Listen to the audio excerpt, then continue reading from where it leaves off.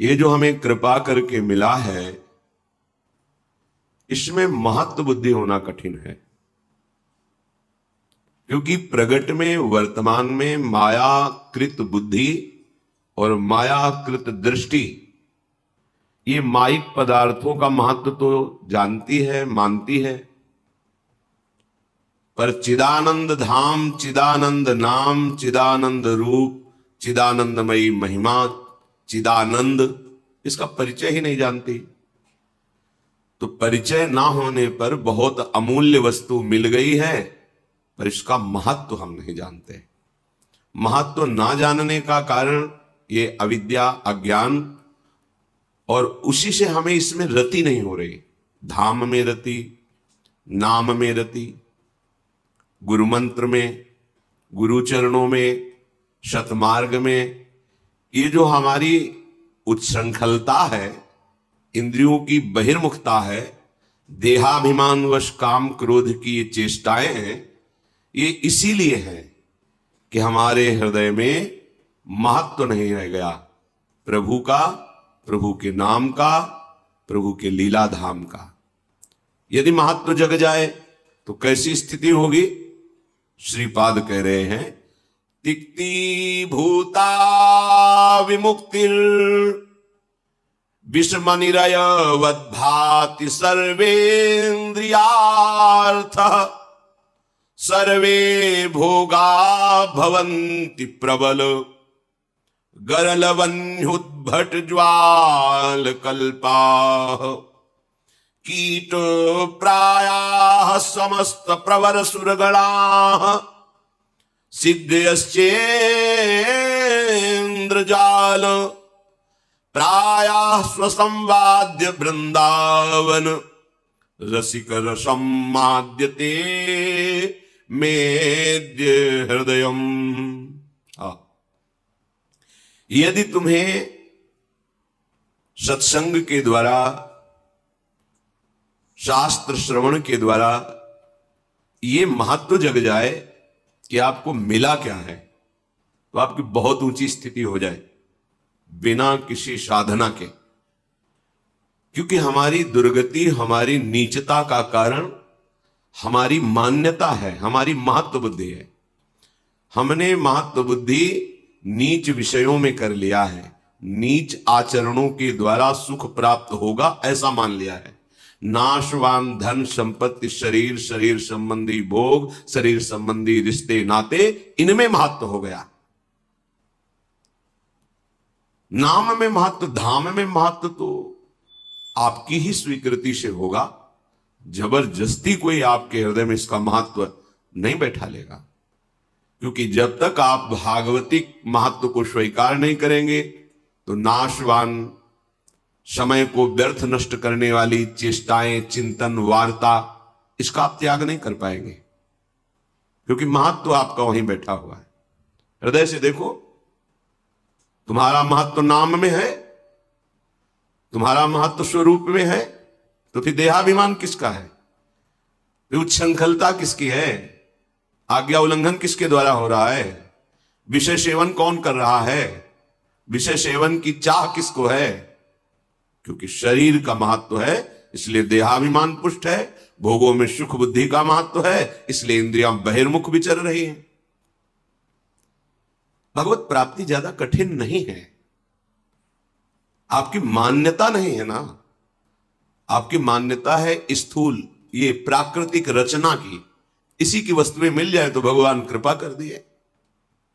मान्यता, यदि तुम्हारे हृदय में वृंदावन रसिक रस की मान्यता हो जाए, रसिक रस कौन है? प्रिया प्रीतम।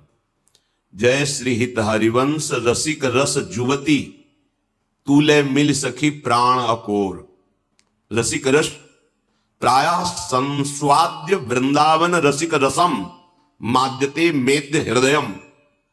यदि महत्व बुद्धि हो जाए तो वृंदावन में विराजमान जो रसिक रस स्वरूप है, श्री लाडलीजू और श्री लालजू,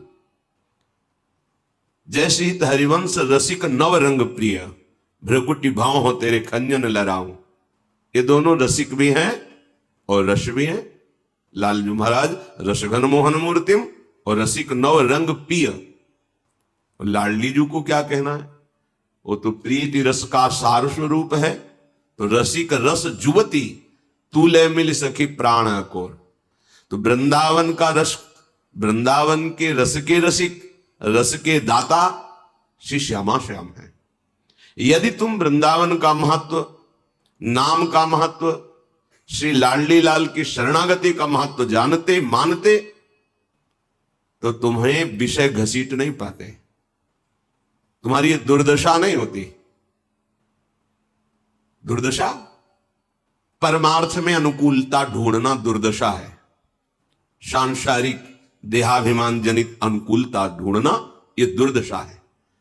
जैसे नृपति पद पर, राजा पद पर विराजमान होकर के वो भीख मांगते डोल रहा है, उसकी दुर्दशा है। वो अपने पद को, अपनी महिमा को नहीं जान पा रहा। ऐसे क्षुद्र विषयों में अपनी तृष्णा को, कामना को, वासना को बुझाने के लिए प्रयासरत होना, मान सम्मान प्रिय लगना, ये ऐसे ही है जैसे एक नृपति भिखारी बन के डोल रहा है। स्वयं सुख राशि होते हुए वो भ्रमात्मक क्षुद्र सुख कणों की खोज में, विषयों में भटक रहा है, निंदनीय विषयों में। कितनी बड़ी दुर्दशा है। ये क्यों है? क्योंकि आपने दुर्दशा को स्वीकार किया है। आप दुर्दशा से मुक्त होना नहीं चाहते। एक शरीर की सीमा को मैं में बांध लिया है और 5 ज्ञानेंद्रियों द्वारा भोगने वाले विषयों को भोक्ता आपने अपने को मान लिया है, और कुछ जो कर्म होते हैं उनके कर्ता मान लिए। यही आपकी दुर्दशा है। यदि कहीं भगवान नाम का महत्व, राधा नाम का महत्व आपके हृदय में होता